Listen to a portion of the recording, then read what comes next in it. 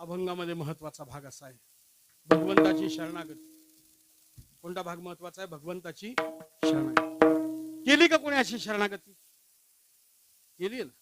त्याच्याकरता आपण प्रमाण पाहिलं तुकोबारायांच्या अभंगामध्ये. पाहिली पुराणे, पुराणांमध्ये अशी शरणागती केली दिसून येते. कोणी केली? पांडवांनी केली. द्रौपदी सहित पांडवांनी शरणागती केली. लक्षात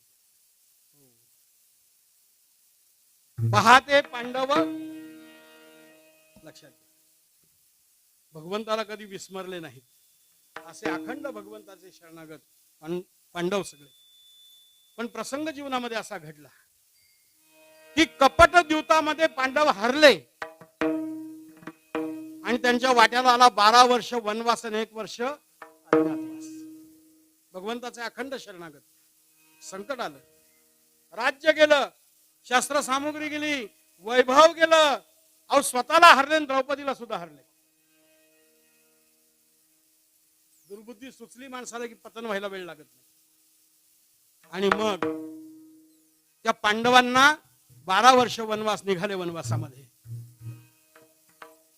12 वर्ष वनवासाला निघाले. बरोबर द्रौपदी निघाली. पण हस्तिनापूर आणि इंद्रप्रस्थामधले जे नागरिक होते ना, भाविक, आजच्या भाषेत ह भ प, ते म्हटले धर्मराजा आम्ही तुझ्याबरोबर वनवासामध्ये येणार. धर्मराजा म्हटला वनवास मला आहे, तुम्हाला नाहीये. तुम्ही का सुखाचा जीव दुःखात घालता? अरे वनवासाचं दुःख तुम्हाला सहन नाही होणार का? म्हणजे नाही, आम्हाला माहित नाही, आम्ही तुझ्याबरोबर येणार. धर्मराजा ऐक, शास्त्र असं सांगतं की सज्जनाच्या संगतीमध्ये अरण्याचं दुःख आलं तरी ते सहन करावं, पण सज्जनाची संगती सोडू. आणि दुर्जनाच्या संगतीमध्ये इंद्राचं वैभव जरी भोगायला मिळत असेल तरी दुर्जनाची संगती करायची असं शास्त्र सांगतं. असा शास्त्रार्थ ते धर्माचरणी लोक धर्मराजाला सांगतायत. धर्मराजाचा नाईलाज झाला.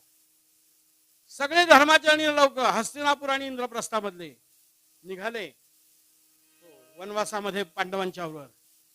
ते वनवासामध्ये जिथे त्यांना जायचं होतं तिथपर्यंत पोहोचले. पण धर्मराजाच्या मनात विचार आला, आपण वनवासात जरी असलो तरी शेवटी ही आपली प्रजा आहे आणि यांचं पालन पोषण वनवासात सुद्धा करणं आपलं काय आहे, कर्तव्य. आपल्याला केलं पाहिजे. विठ्ठल विठ्ठल विठ्ठल.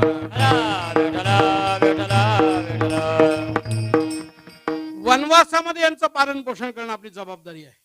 काय करावं? व्यास मुनींनी काही ठिकाणी असं वर्णन, धौम्य ऋषींनी सल्ला दिला, तुम्ही सूर्याची उपासना करा, काहीतरी मार्ग निघेल. 5 पांडवांनी द्रौपदी सहित सूर्याची उपासना केली. भगवान सूर्यनारायण प्रसन्न झाले. इतक्या लगेच वेळ थोडा असल्यामुळे पटकन प्रसन्न झाले. लक्षात घ्या. आणि त्या सूर्यनारायणांनी त्या द्रौपदीच्या हातामध्ये सोन्याची थाळी दिली, अ गोल्डन प्लेट. किती तोळे होते, किती किलो होते मला माहित नाही, पण अशी चमचम चमचम करणारी नक्षीदार सोन्याची थाळी दिली द्रौपदीच्या हातात.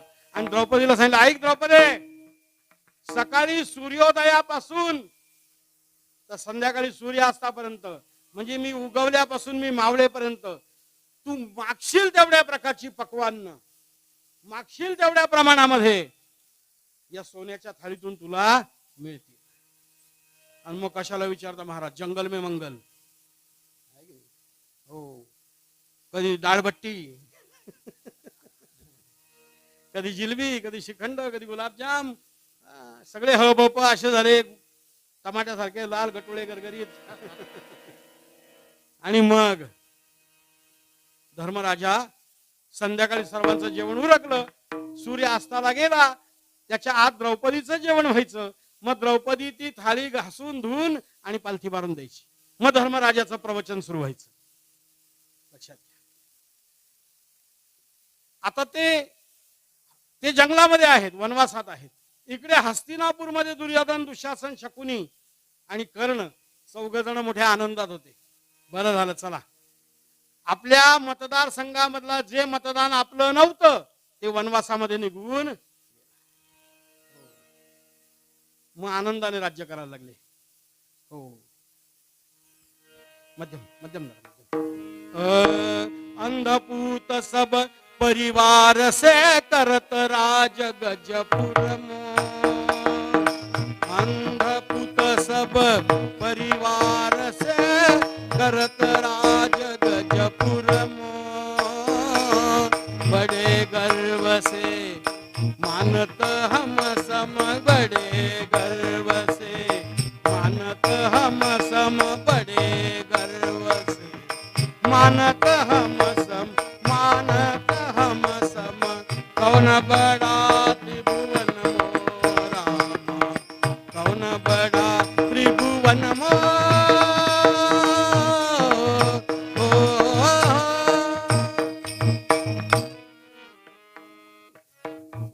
नारदीय कीर्तनात चालतात या चाली विधी. आर्या, साकी, दिंडी, कटाव, नाना प्रकारची वृत्त लक्षात घ्या. याचं वृत्त वारकऱ्यांनी पण मनाशी ठेवलं पाहिजे. महत्वाची गोड चाली असतात अशा. इकडे लक्ष द्या. अंधपूत म्हणजे आंधळ्याची मुलं. गजपूर म्हणजे हस्तिनापूर. हस्तिनापूर मध्ये उन्मत्तपणे राज्य सुरू झालं. सत्ता आणि संपत्ती ज्यावेळेला अकलेपेक्षा जास्त येते ना, तेव्हा मनुष्याला उन्मत्त व्हायला वेळ लागत. आता कोण आम्हाला प्रतिस्पर्धी, गेले सगळे जंगलात निघून, आनंदाने राज्य चाललंय. पण ते जंगलामध्ये गेलेले जे धर्माचरणी लोक होते ना, जंगलामध्ये गेलेले जे धर्माचरणी लोक होते ना, ते अधूनमधून हस्तिनापूरमध्ये यायचे. आपल्या घराकडे, शेतीकडे लक्ष टाकायला, नातलगांकडे भेटी द्यायला. आणि मग त्या दुर्योधनाला वाटत आले बा कसे परत, नाकमुठीत धरून. असं नसं आले की नाही परत सरळ माझ्याकडे. काय रे, आले का हस्तिनापूरमध्ये? हो आलो ना. बरोबर येणारच तुम्ही. अरे त्या जंगलामध्ये भिकारी पांडव तुम्हाला काय तुमची व्यवस्था राखणार? म्हणजे मूर्खासारखी बडबड करू नको. अरे जंगलात आमची जी व्यवस्था आहे ना, ती तुझ्या हस्तिनापूरमध्ये सुद्धा नाहीये. म्हणजे कसं? म्हणजे साधी गोष्ट आहे.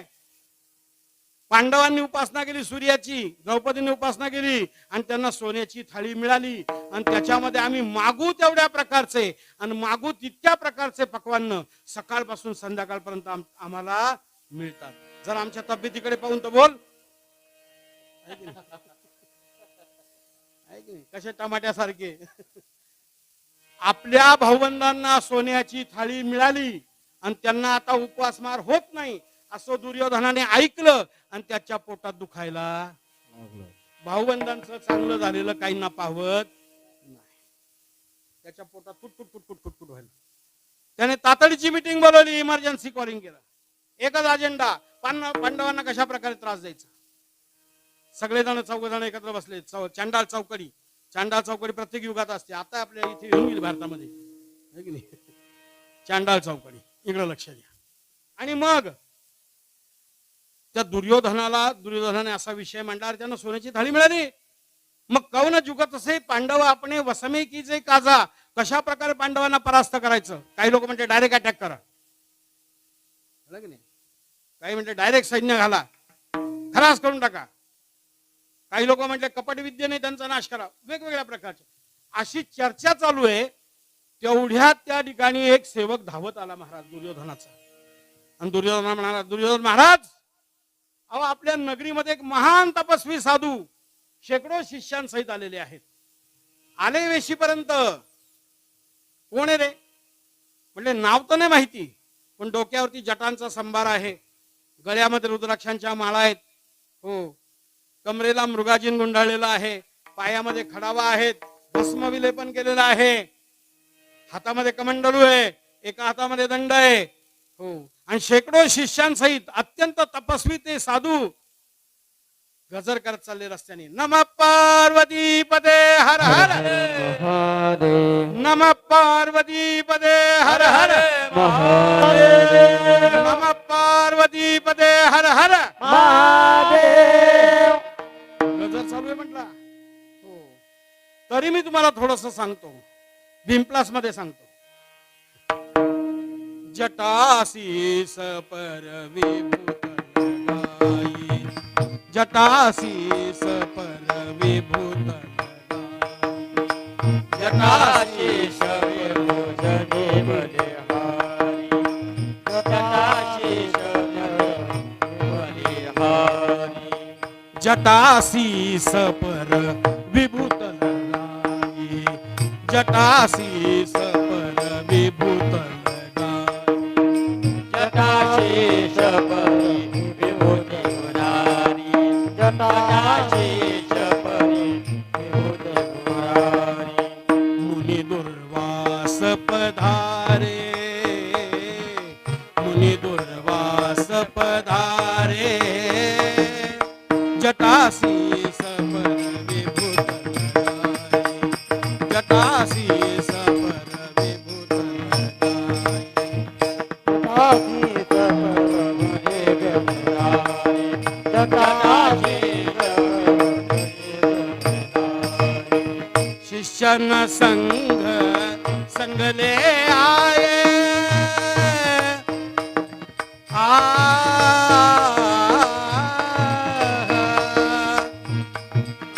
शिष्यन संघ संग ले आए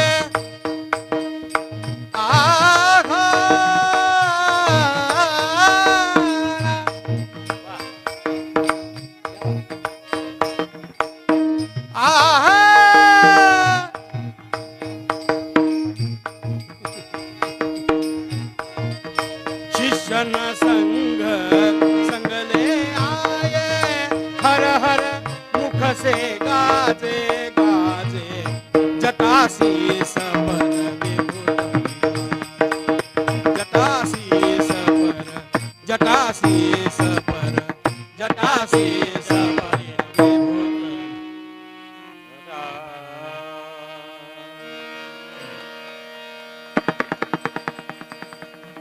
जटाशीष पर विभूत लगाई तो मुनि दुर्वास पधारे तो शिष्यन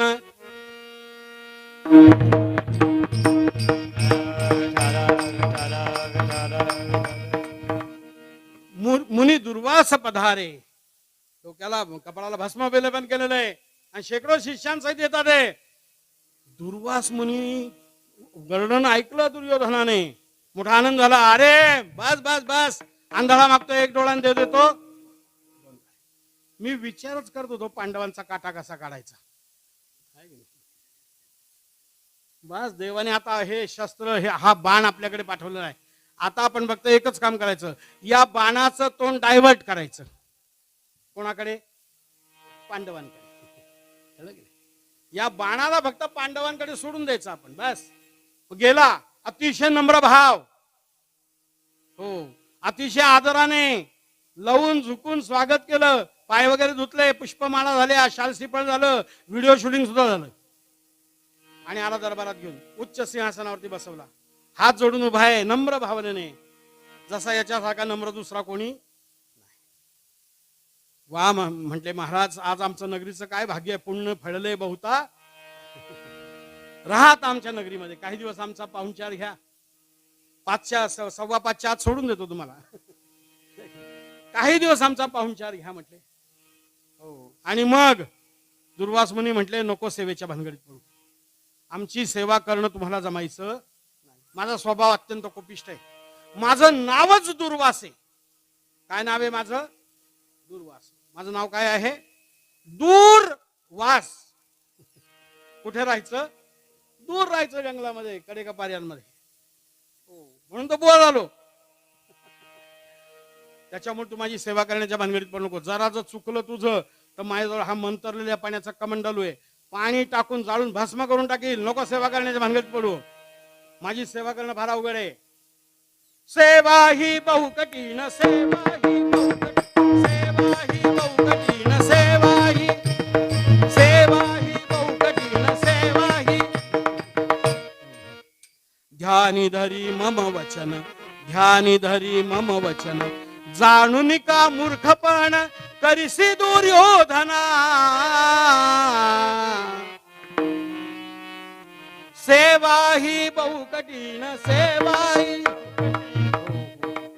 माझी सेवा करणं अवघड आहे दुर्योधन म्हणते महाराज असं एकदम नाही म्हणू नका हो निदान मार्चचा फॉर्म भरायची परवानगी तरी द्या पहा बरं जरा मनाविरुद्ध झाला तर भस्म करून टाकील हरकत नाही मी 100% प्रयत्न करतो आणि दुर्वास मुनींनी मुक्काम ठोकला पण याला अट घातली मी बोलवल्यानंतर तू आला पाहिजे मला बाकी काही चालणार आणि दुसरी गोष्ट मी जे मागेल ते मला त्या वेळेला मिळालं राहिले दुर्वासमुनी. आणि याची अशी परीक्षा पाहायला सुरुवात केली महाराज. मध्यरात्री 1 वाजता उठायचं. दुर्योधना बोला महाराज काय. म्हणले आम्हाला ताबडतोब जेवण करायचंय. हा जेवण रात्री 1 वाजता महाराज आता ही काय जेवायची वेळ आहे. रात्री 1 वाजता कोण जेवत. रात्री 1 वाजता जे चरतात ना, जेवण राहू द्या, रात्री 1 वाजता जे चरतात त्यांना निशाचर असं या निशायाम चरती इति. हो, पूर्वीच्या काळामध्ये राक्षस विचरण करायचे रात्री असे. आताही करतात. जीनच्या टाईट पॅन्ट, नव्या कोऱ्या पॅन्ट अशा गुडघ्यावर फाडून वगैरे, जाड कापडा ते पाकिट, हिप्पी वाढलेली, डोळ्यावर गॉगल, रात्री सुद्धा गॉगल. निशाचर. मग pub bar, disco bar, hotel, अमकं धमकं वगैरे वगैरे. आता काय जेवायची वेळ आहे. म्हणजे आम्हाला जेवायला मिळणार नाही. शिष्या कमंडलू काय करावं आता. शेवटी स्वयंपाकांना जाग करायचं. रात्री 1-1:30 वाजता ते डोळे चोळीत उठायचे बरं का हे भाऊ. मग रात्री 1-1:30 वाजता त्यांना जाग करायचं लाता घालून. आचारी वाडपी वगैरे ते पण डोळे चोळीत उठायचे. करता काय 7वा वेतन घेऊन बसले ना. आणि मग स्वयंपाक तयार व्हायचा. बरं दुर्वासमुनी जेवणार. खंडोगंटी भात लागायचा. मग भली मोठी ताटं भरायची, दुर्वासांच्या पुढे ठेवायची. महाराज स्वयंपाक तयार. दुर्योधना बोला महाराज उचल ताट. आता म्हटलं जेवण करायचं, आता म्हटलं उचल ताट. अरे मूर्खा, मी तुला 1 वाजता म्हटलं मला जेवण करायचंय. तुझा स्वयंपाक होस तर पहाटेचे 3 वाजले. आणि पहाटेचे 3 म्हणजे योग्यांचा ब्रह्ममुहूर्त आहे. आता आमची ध्यान धारण्याची वेळ झाली. उचल ताट. बोलतोय कडक काम होतं. लक्षात घ्या. त्या दुर्योधनाला असं वाटायचं आपल्याच पायातल्या कोऱ्या करकरीत चपला काढाव्या, आपलेच गालफड बडवून घ्यावे. करता काय. लक्षात घ्या. असं नाना प्रकारे छळलं. दुर्योधना बोला महाराज आम्हाला ताबडतोब आंब्याचा रस खायचा. अजून कैर्या नाही पक्क्या झाल्या. आंब्याचा रस म्हणजे आम्हाला आंब्याचा रस मिळणार नाही. शिष्या कमंडलू. मग आपले सेवक नगरात पाठवायचे. काही श्रीमंत लोकांच्या घरी मागच्या वर्षाचे पिकलेले आंबे मधात बुडवून ठेवलेले असायचे. आता आपण फ्रीज मध्ये ठेवतो, पूर्वी मधात ठेवले. मग पैसे द्यायचे, ते आंबे विकत आणायचे. खानदेशातल्या सुगराणी बोलवायच्या, मांडे तयार करायचे. मी कुठे ट्रक भरून घेऊन गेलो. हो, आणि मग ते आंबे रसाचं भोजन त्यांच्या पुढे ठेवायचं. असं छळलं, असं छळलं. यमन मध्ये सांगतो, मध्यम मध्ये, यमन मध्ये सांगतो, मध्यम मध्ये. अर्धरात्री हो अर्धरात्री, अर्धरात्री निद्रिस्त सर्व जाणा. अर्धरात्री, अर्धरात्री निद्रिस्त सर्व जाणा. ते पाहुनिया मागत असे अन्ना, ते पाहुनिया मागत असे अन्ना.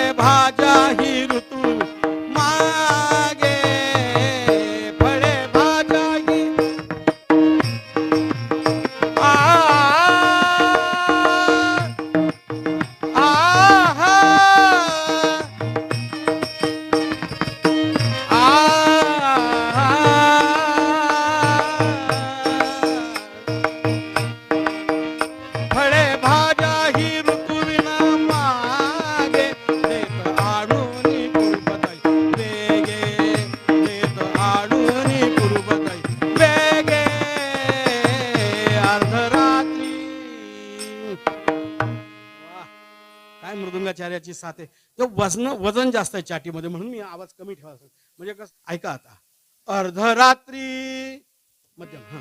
अर्धरात्री निद्रिस्त सर्व जाणा. ते पाहुनिया मागतसे अन्ना. फळे भाज्याही ऋतुविण मागे. देत आणूनी कुरुपतया वेगे. ओ सुंदर सुंदर. असं मागायचं महाराज. भलते भलत्या समयी वेळ नाही पाहिजे, काळ नाही पाहिजे, सीझन नाही पाहिजे, आणून दे. याला आणून द्यावं लागायचं. दुर्योधनाला असं वाटलं कुठून या बोवाला बोलवलं. बरं ब्याज लवकर जाईल तर बरं. करता काय. बरं हाती घ्याल ते पुरं करावंच लागतं ना, आहे की नाही. मग एक दिवस हाक मारली, दुर्योधना बोला मारा आता काय मागतात. नाही बस तू सेवा केली ना, तुझ्या सेवेने आम्ही प्रसन्न आहे. काय तुला पाहिजे ते मागून घे. वरंब्रुही. वरंब्रुही या वाक्या परिसुनी तो काय बोलता झाला. दुसरे काही न लगे मज जावनात धर्मासी छळण्याला. मला बाकी काही नको. हा जो कमंडलू इतके दिवस दाखवला ना मला मंतरलेल्या पाण्याचा, तो जरा गंगा किनारी जा. आमचे भाऊबंद जिथे आहेत ना पांडव त्यांच्याकडे जा. बर जाताना रात्री जा, कारण याला माहिती रात्री काय मिळणार. आणि त्याच्याकडे आमच्याकडे जसं मागितलं तर त्याच्याकडे मागा. याचा हेतू हा होता, काट्याने काटा. असे असतात ना दुर्योधन वृत्तीची माणसं गावगाव असतात ना. याचा हेतू हा होता, काट्याने काटा. असे असतात ना दुर्योधन वृत्तीची माणसं गावगाव असतात ना लक्षात. आणि मग दुर्योधन म्हणजे महाराज म्हणजे दुर्योधन माग. पण हे नको मागू. अरे त्या पांडवांच्या मागे लागलो, त्या अंबऋषीच्या मागे लागलो. भगवंताने सुदर्शन चक्र माझ्या मागे. त्या चक्रातून नुकताच बाहेर आलो, आता दुसऱ्या चक्रात अडकवू. म्हणजे मी तुम्हाला म्हटलं होतं का काही द्या म्हणून. तुम्हीच म्हटले वरंब्रुही काय पाहिजे ते मागून घे. शेवटी म्हटले असं नको करू. नाही म्हटले द्यायचं तर हेच द्या, बाकी काय चालायचं नाही. शेवटी दुर्वास मुनींनी विचार केला, याच्या घरचं अन्न आपण मागून मागून खाल्लेलं आहे. ज्याची खावी पोळी त्याची वाजवावी टाळी. हो अहो, ज्याचा म्हणजे पावडा खाल्ला त्याचा प्रचार करावा लागला. ज्याच्या नावाने बाटल्या रिचवल्या त्याच्या नावाने जय घोष करावा लागणार. येऊन येऊन येणार कोण. आतली बोलते तो नाही बोल. लक्षात नाईलाज झाला दुर्वास मुनींचा. जातो म्हटले. हो शेकडो शिष्यांना घेऊन दुर्वास मुनी निघाले. गंगा किनारी जिथे पांडव होते तिथे पोहोचले. आणि महाराज रात्रीची वेळ आहे, संध्याकाळी सगळ्यांची जेवण झालेली आहेत, सूर्य अस्ताला गेलाय. त्या द्रौपदीने जेवण करून भोजन करून सर्वात शेवटी भोजन करून थाळी धुवून पालथी मारून दिलेली. आणि अशा धर्मराजाचं प्रवचन चालू आहे. आणि हे लांबूनच गेले गजर करत करत, नमः पार्वती पदे हर महादेव. मागच्यांना असं वाटतं इकडे टेंडर दिलंय का काय सगळं. नमः पार्वती पदे. क्या बात आहे. वा वा छान छान छान. असा गजर ऐकला महाराज. गर्जना ऐकूनी उठाले सकाळ. गर्जना ऐकूनी उठाले सकाळ. गर्जना ऐकूनी उठाले सकाळ. गर्जना ऐकूनी उठाले सकाळ. वंदिले तात्काळ धर्माधिकी. धर्माधिकी.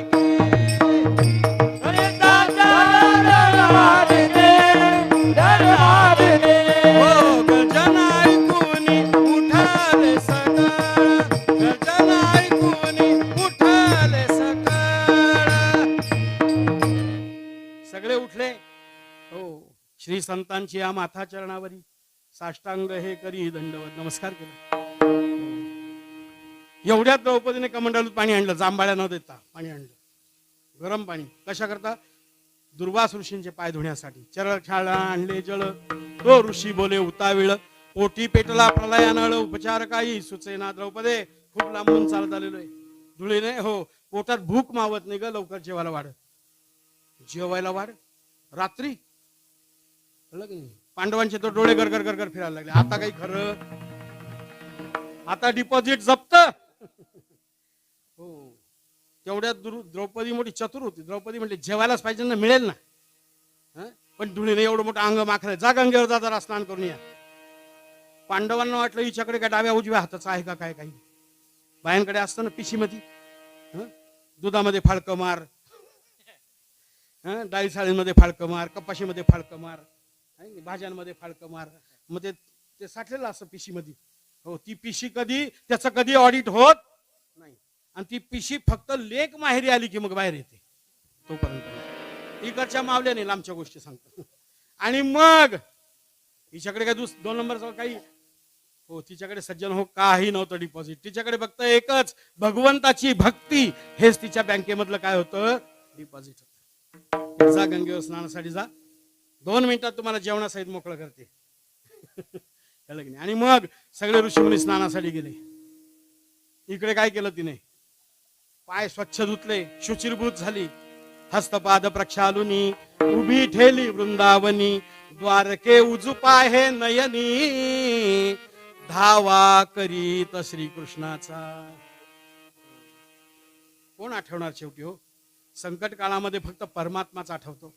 हो, गोप्तृत्व वर्णम तथा मी सांगितलंय, लक्षात घ्या.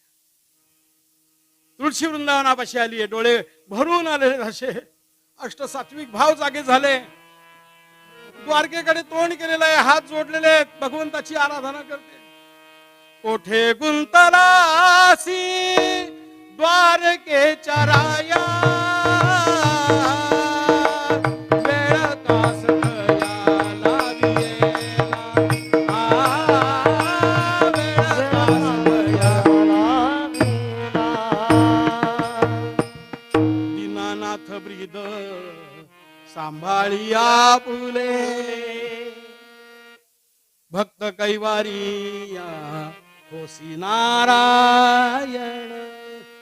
आणि मग महाराज भगवान जेवायला बसले. महाराज भगवान, मी सांगत नाही बरं माझ्या बद्दलच, आमच्या वारकरी संप्रदायामधल्या संत श्रेष्ठ कवयित्री हो जनाबाई वर्णन करतात गाथ्यामध्ये. ताट विस्तारी रुक्मिणी, देव बैसले भोजनी, इतुक्यामध्ये अकस्मात, आणि ध्वनी परिसला कानात. जनाबाईंचे शब्द आहेत, लक्षात घ्या. या दुर्वास भोजन प्रसंगावरती जनाबाईंनी 13 अभंग खर्च केले. किती? 13. आणि या 13 अभंगांच्या प्रकरणाला नाव दिलं थालीपाक प्रकरण. घरी जाऊन गाथा बघा नामदेव महाराजांचा, त्याच्यात थालीपाकाचे अभंग सापडतील. 13 अभंग.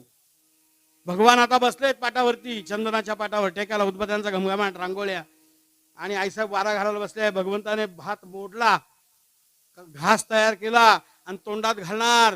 विश्वाचं भरण पोषण करणारा विश्वांभर तोंडात घास घालणार. एवढ्यात कानावरती द्रौपदीचे शब्द आले, नारायणा रमारमणा मधुसूदना मनमोहना. भगवंताने हातातला तो घास ताटात पुन्हा ठेवून दिला. रुक्मिणीने विचारलं, काय झालं महाराज, काही दुसरीकडे नंबर होता का जेवायचा? नाही म्हटलं, बरोबर नंबरावरती जेवायला आलो मी, 1008 पैकी तुझाच नंबर होता आज जेवायला. म्हटलं मग घास खाली ठेवला? म्हणजे अर्जंट बोलवलं एका भक्तानी, ताबडतोब गेलं बाई. त्यांनी सांगितलं जेवत असले तर हात धुवायला इथे या. भगवंत म्हटले जायचंय, आणि गरुडाने ऐकलं. गरुड लगेच पुढे आला, महाराज कुठे जायचंय? भगवान म्हटले गरुडाला, गरुडा तू माझ्या भानगडीत पडू नको, तुझा स्पीड मी लॉक करून टाकलाय, 80च्या पुढे चालायचा, मला ताबडतोब गेलं पाहिजे. गरुड म्हटले महाराज गाडी घेऊन जा ना. गाडी घेऊन गेले ना म्हणजे महाराज लोकांचं क्रेडिट राहतं. महाराज लोकांचं काय राहतं? क्रेडिट राहतं. गाडी घेऊन जा ना. नको, मला ताबडतोब गेलं पाहिजे. भगवान ताटावरनं उठले, लक्षात घ्या. आणि भगवंताने वाऱ्याच्या पेक्षा जास्त वेग धारण केला, त्वरा झाली. गरुडा टाकी आले मागे, द्रौपदीच्या लागे नारायणे. गोपाल कृष्ण भगवान तिथे ती धावाच करत होती. हे पोचले तिथे. सगुण मेघ श्याम लावण्य सुंदर नामया दातार केशिराज. कशाला विचारता महाराज? द्रौपदी मी आलोय, डोळे उघड. डोळे भरल्या डोळ्यांनी द्रौपदीने डोळे उघडून पाहिलं समोर. घवघवीत मेघश्याम परमात्मा, सुपिच्छ गुच्छ मस्तकम सुनाद वेणु हस्तकम अनंग रंग सागरम नमामि कृष्ण नागरम. समोर पाहिला बाबा, कृष्ण आलास, बरा वेळेवर आला बाबा. द्रौपदी तुझं काय काम आहे ना ते नंतर सांग, मी जेवत्या ताटावरनं उठून आलोय, पहिल्यांदा मला जेवायला हा, तुला जेवायला वाढ म्हणजे हा तर दुष्काळात 13वा महिना. बरं आता रात्र झाली, आता काही तुला मिळणार नाही. काय करता, नको रे अशी परीक्षा पाहू. हो, अरे तू लाक्षागृहात आमचे प्राण तूच वाचवले ना रे. हं, भर सभागृहात माझं रक्षण तूच केलं ना रे. नको असे, माझ्या पतींच्या प्राणावरती बेतलं रे. ते दुर्वास मुनी शेकडो शिष्यांसहित आले दिंडी घेऊन. नाही आधी फॅक्स नाही, फोन नाही, काही दिंडी संख्या किती काय वगैरे, फॅक्स नाही, मोबाईल नाही, काही नाही. आणि ते जेवायला वाढ म्हटले. कस काय वाढू, पण मी तर असं ऐकलं तुला सोन्याची थाळी मिळाली. अरे मिळाली, पण ती रात्री काही कामाची नाही. दाखव बरं मला. अरे काही काम दाखव तर खरी. म्हणून द्रौपदीने ती सोन्याची थाळी भगवंताच्या हातात दिली आणि भगवंत थाळीकडे पाहायला लागले. जशी भगवंताची दृष्टी थाळीकडे पडली तसं थाळीला वाटलं सूर्योदय झाला. त्याचे डोळे काय आपल्यासारखे का टिक्का पडलेले? कारण आपण आयुष्यभर लोकांवरती काय करतो, टिक्का. आहे की नाही? हो, तो काय यच्चंद्रमसी यच्चाग्नौ तत्तेजो विद्धी मामकम. लक्षात घ्या, त्या पुरुष सुक्तात वर्णन आलेलं आहे. चंद्रमा मनसो जात चक्षु सूर्यो अजायत. लक्षात घ्या, सहस्रदीपे दीपदैसी प्रकाशली प्रभा उजळल्या दश दिशा गगनाली से शोभा. हो, तो त्या थाळीकडे पाहायला लागला. थाळीतून अन्न प्रसवणार एवढ्यात भगवंताने भगवंताने काय केलं, मायेने 5 पांडव तयार केले गंगा किनारी. मायेने मंडप, मायेने डुप्लिकेट 5 पांडव, द्रौपदी, वाडपी, आचारी सगळे, अष्टमा सिद्धी सगळे, भोजन मंडप, विश्रांती मंडप, स्वयंपाकाचा मंडप आणि नाना प्रकारचे पदार्थ तयार झाले. ते स्नानासाठी नदीत उतरलेले होते शिष्य आणि दुर्वास मुनी, आणि त्यांच्या नाकात तो वास गेला. वा वा वा वा. हो, द्रौपदीने चांगलाच भेद केलेला दिसतोय. हो, नाकात वास गेला ना की माणसाचं मन चाळवल्याशिवाय राहत नाही. मग तुम्ही गल्लीले चाललेले असताना बटाटवड्याचा वास जरी आला, जिलबीचा वास आला, लोक लांबूनच वास येतात, चालले पुढे वासावारी. लक्षात घ्या. हो, आणि मग चंदनाचे पाट बसायला, चांदीचे ताटं जेवायला बसायला. लक्षात घ्या, आम्ही चांगले चांदीचे ताटं, वाट्या, लोटी, भांडी, उदबत्त्यांचा घमघमाट, रांगोळ्या. फार वेळ झालाय, पटापट सगळे वाढून दिले पदार्थ. साधा भात, मसाला भात, केशर भात, सगळे भात वाढले. साध्या भातावर तुरीच्या डाळ्याचं घट्ट वरण वाढलं. हो, वरणाचे 2 प्रकार आहेत, आंधळ वरण, एक डोळस वरण. आंधळ वरण जे असतं ना, ते भातावर वाढले जागीच बसून राहतं, हलू नये चालू नये. डोळस वरण जे असतं ना, ते भातावरून उडी फेकतं, भज्यात घुस, भाजीत घुस, कुरड्यात घुस, पापडात घुस, चटणीत घुस. आणि नाना प्रकारचे पदार्थ सडले. श्री बालाजी, श्रीखंड, बासुंदी, लाडू, जिलबी वगैरे सगळं सगळं. आणि तो आला भीम, घेता का नाही? पोटभर जेवले लोक, पोटभर जेवले अखंड. लक्षात घ्या, त्याचा आग्रह चालू आहे. आणि यांना असं वाटतं किती खावं भगवंताच्या हातचे पदार्थ. तुका म्हणे पोट धालेची न धाय, खादलेची खाय आवडीनं. आणि मग कशाला विचारता महाराज, अमर्याद फुगली पोटे, धोत्रे ढिलाई ती बोटे, राहिला ठाव नाही कोठे, उदकतेही घ्यावयासी. पाणी प्यायला जागा नाही राहिली. हो, एका ऋषीने विचारलं, म्हणजे का हो, जेवण खूपच झालं, इथपर्यंत आलं, गोडाऊन फुल झालं, आतून ऑर्डर आली, आता गोडाऊन पॅक झालंय, माल सप्लाय बंद करा. आता पाणी प्यावं असं वाटलं, आंबट, तुरट, खारट, तेलकट, तुपकट. माझा तांब्या दिसतोय का? कारण हा पाहायला लागला ढेरीची 4 तांब्याच दिसते ना.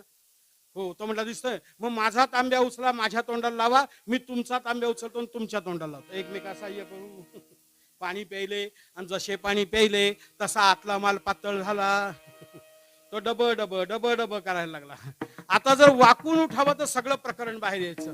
म्हणून एका ऋषी मुनीने काय केलं, त्याच्यातला वडा उचलला आणि तोंडामध्ये लावला. 12, तुमच्याकडे 12च म्हणतात ना, दार 12 काहीतरी असं, 12 म्हणून लावला तोंडाला. पण जसं 12 म्हणून वडा लावला तोंडाला, तसा श्वासच घेणं बंद झालं. महाराज तडफडायला लागला. भीमाने पाहिलं, भरल्या पंक्तीमध्ये हा ऋषी तडफडून मरेल, म्हणून त्याने एक लांब पळीचा दांडा घेतला आणि त्या वड्याला आरपार छिद्र पाडलं. तेव्हापासून आमच्या मावल्या वड्याला छिद्र पाडतात ना, होत म्हणा.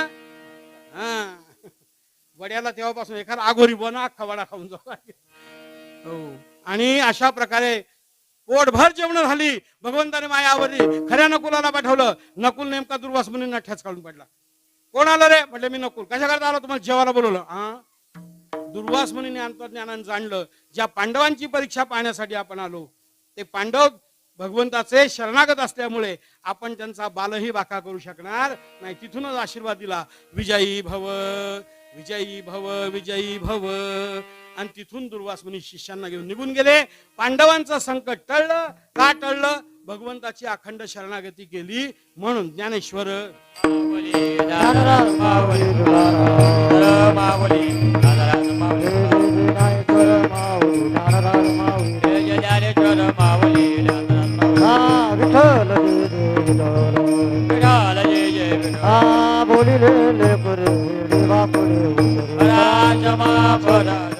नाही विचारिला म्हणे ज्ञानेश्वरा ज्ञानदेव तुकाराम तुकाराम पुंडलिक वरदे हरी विठ्ठल श्री ज्ञानदेव तुकाराम पंढरीनाथ भगवान की जय. आदिशक्ती मुक्ताबाई की जय.